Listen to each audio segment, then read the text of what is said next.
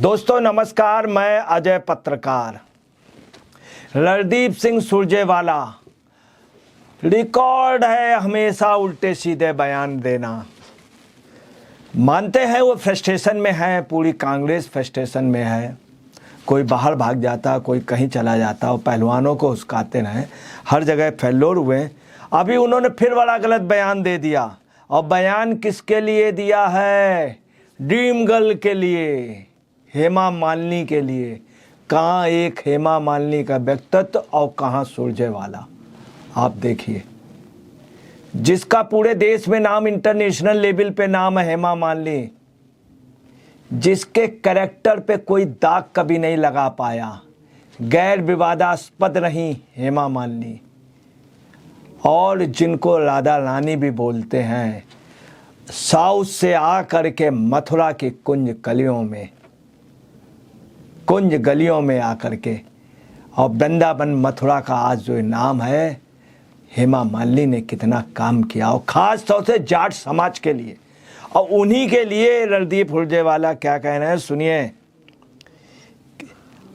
और इतना गलत बोल रहे हैं कि पूछिए नहीं। उन्होंने क्या कहा है, एमएलए रणदीप सुरजेवाला क्या बोले सभा में, सब भीड़ के बीच में क्या बोले, एमएलए एमपी आप क्यों बनाते हैं, जनता क्यों बनाती है, ताकि वो लोग काम करें, जनता की आवाज उठा सकें और हमारी बात को मनवाएं। मतलब मनवाएं, बिल्कुल वही अपना कल्चर बोल दिया जो कांग्रेस का कल्चर है, उनकी पार्टी का, जैसे, या उनका अपना बात मनवाएं, मतलब जबरदस्ती मनवाएं।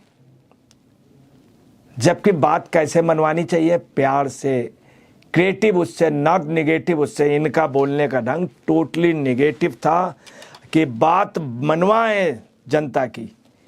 इसके बाद क्या कह रहे हैं कि कोई हेमा मालिनी तो है नहीं जो चाटने के लिए बनाते हैं। बताइए, कोई हेमा मालिनी तो है नहीं जो चाटने के लिए बनाते हैं। बताइए, क्या रणदीप सुरजेवाले के कल्चर में ऐसा है? क्या उनके कल्चर में इस तरह का है, चाटने के लिए? और हेमा मालिनी जैसे के लिए कह रहे हैं चाटने के लिए। क्या ये उचित है? ये फ्रस्ट्रेशन है। ये पहला फ्रस्ट्रेशन नहीं है। इसके पहले भी रणदीप सुरजेवाला ने कई शब्द बोले, बड़े गंदे बोले। मगर आप ये देख लीजिए कि इसके पहले इन्होंने बहुत ही गंदा शब्द बोला था बीजेपी के लिए, और तब भी बीजेपी ने इनको माफ़ कर दिया था। इन्होंने ये बोला था कि जो भी बीजेपी को वोट देता है या भाजपा का समर्थन करता है या भाजपा को आगे बढ़ाता है, ऐसे व्यक्ति को मैं श्राप देता हूं महाभारत की धरती से। वो राक्षस है, उसको राक्षस रहेगा। और ये इस तरह से इन्होंने कहा कि जो बीजेपी को वोट दे वो राक्षस है, मैं श्राप देता हूं, राक्षस योनि में जन्म लेगा। ये पोजीशन है सुरजेवाला इस तरह से बोलते हैं। अब है क्या है, दोष इनका नहीं है, इनके जो गुरु हैं, मेन जो पार्टी अध्यक्ष रहे, पार्टी के सबसे बड़े नेता राहुल गांधी कांग्रेस के, वो भी बहुत उल्टा सीधा बोल देते हैं। वो भी हीरोइनों के खिलाफ, ऐश्वर्या राय जो विश्व सुंदरी रही, उसके लिए राहुल गांधी ने क्या कहा था कि वो नाचती हुई ऐश्वर्या राय आएगी, डांस करेगी। ये इन्होंने कहा, नाचती हुई आएगी, डांस करेगी। और उधर दूसरी तरफ से अमिताभ बच्चन आएंगे बल्ले बल्ले करते हुए, राम मंदिर के लिए कहा था। बताइए, ये सोच है, ये इनकी सोच है राहुल गांधी की।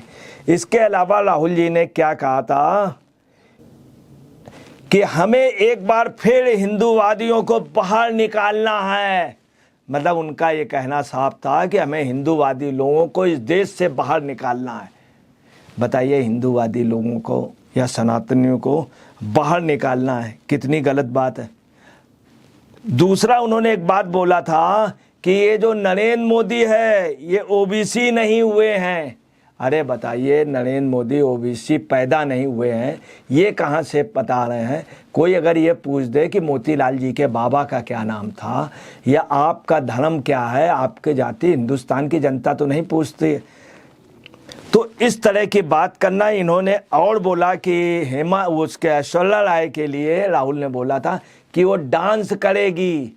अरे कहीं अब यूरोप के किसी कंट्री में कोई डांस करती हो भारत में तो उसके लिए कोई कुछ कह थोड़ी ना।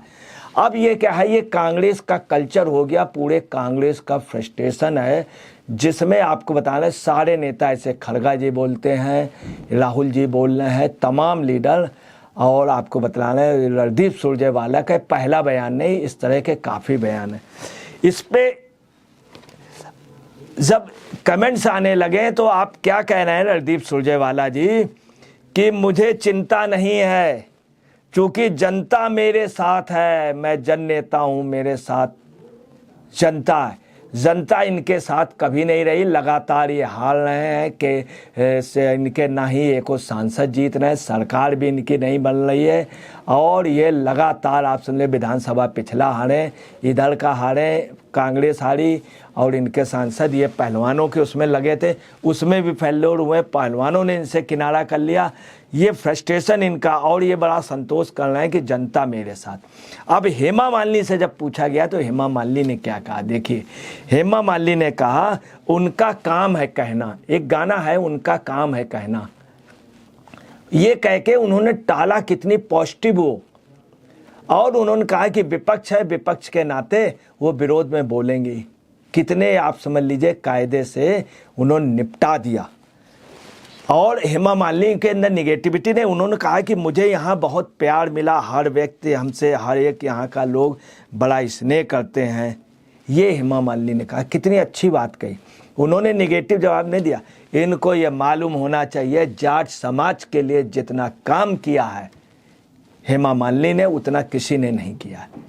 अब रणदीप सुरजेवाला उस पर क्या कह रहे हैं कि वो मेरी बहू हैं, वो एक जाट की पत्नी मेरी बहू, ये बाप बन रहे हैं हेमा मालिनी के और धर्मेंद्र के।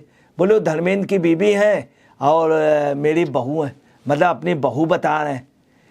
रणदीप सुरजेवाला की एज क्या है और धर्मेंद्र की एज देख लीजिए, धर्मेंद्र की एज इनके बाप और बाबा के बराबर है, बाप से भी ज़्यादा है, और ये खुद बाप बन रहे हैं। तो ये आपको बता रहे हैं ये फ्रस्ट्रेशन है, ओवर कॉन्फिडेंस है। और हेमा मालिनी ने कितने अच्छे, मगर हेमा मालिनी कुछ भी हो आपको बता रहे हैं नहीं कहना चाहिए, हम व्यक्तिगत इनके लिए नहीं कह रहे हैं।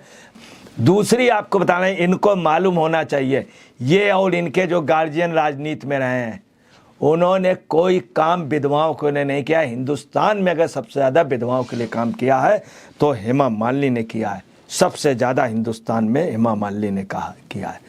मैं आपको बतला रहा हूँ, एक गीत है इनका, एक शायर की गज़ल ड्रीम गर्ल, सियासत की झील का कमल ड्रीम गर्ल, एक शायर की गज़ल ड्रीम गर्ल। तो आपको बतलाना है ड्रीम गर्ल हैं ये, और इन्होंने काम किया विधवाओं के लिए, सबसे अधिक अच्छे आश्रम, सबसे ज़्यादा विधवाएं जो हैं वो हरियाणा की हैं, इनको शर्म आनी चाहिए। रणदीप सुरजेवाला उनके लिए कुछ नहीं किया।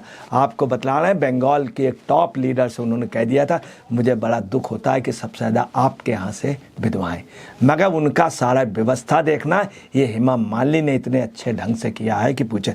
आज हेमा मालिनी नामांकन करने जा रही थी तो नामांकन के पहले वो बाकायदे यमुना जी के तट पे गई, वहाँ जा कर के उन्होंने भगवान के दरबार पे मत्था टेका, उसके बाद पूजा करके विधिवत पूजा करके वो विश्राम घाट से विधिवत पूजा करके नामांकन के लिए गई।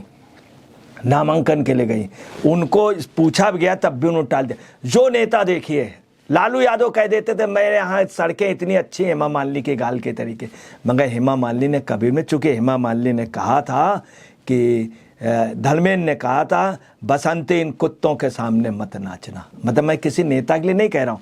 दूसरी आपको बता रहे हैं कि हेमा मालिनी का एक एहसान है कि उन्होंने आ करके कहा था कि मैं शराब नहीं पीती हूँ। दुर्गा फिल्म में प्राण और राज बब्बर थे, मैं शराब नहीं पीती हूँ। उन्होंने आ करके मथुरा और वृंदावन में शराब नहीं बिकती है, कैसे राजस्व कैसे व्यवस्था चलती होगी। आज वृंदावन में हर घर के बाहर चौतरे, आप कहीं बैठिए आपको खाने को मिलेगा, रहने को मिलेगा, कोई भी चोरी नहीं होती है। और शराब वगैरह ना होने के बावजूद भी वो जो है वहाँ के जो घर हैं कच्चे नहीं हैं। और ये उसकी वजह है हेमा मालिनी ने जाटों को शराब से दूर किया। एक बहुत दूसरी बात, हेमा मालिनी ने एक डायलॉग कहा था, उस डायलॉग को आज भी, शरीफ औरत थप्पड़ का जवाब थप्पड़ से नहीं देती है। शरीफ औरत पत्थर का जवाब थप्पड़ का जवाब थप्पड़ से नहीं देती है। ये सीखना चाहिए, कहना नहीं चाहिए कि इनके यहाँ के लोगों को शऊर भी उसने सिखाया है। आज हम पूरी जाट बेल्ट और पूरा एरिया शराब के आगोश में जकड़ गया था। पूरा पंजाब उड़ता हुआ पंजाब था, है, मगर हरियाणा को और पूर्णतया मथुरा को, पूर्णतया वृंदावन को, उड़ता हुआ वृंदावन उससे बचाया है तो हेमा मालिनी ने। और आपको बतलाना है, फिर हम कह रहे हैं कि हेमा मालिनी जैसे लोग व्यक्तित्व के नहीं मिलेंगे। किसी भी विपक्ष को नहीं कहा, कायदे से इनको पैर छू करके माफ़ी मांगनी चाहिए, चूँकि एक जाट की गरिमा रखी है उन्होंने हेमा मालिनी पे कभी कोई उंगली नहीं उठी। हेमा मालिनी का अपना एक अलग कैरेक्टर है और रणदीप सुरजेवाला को माफ़ी मांगनी चाहिए। दोस्तों नमस्कार, मैं अजय पत्रकार।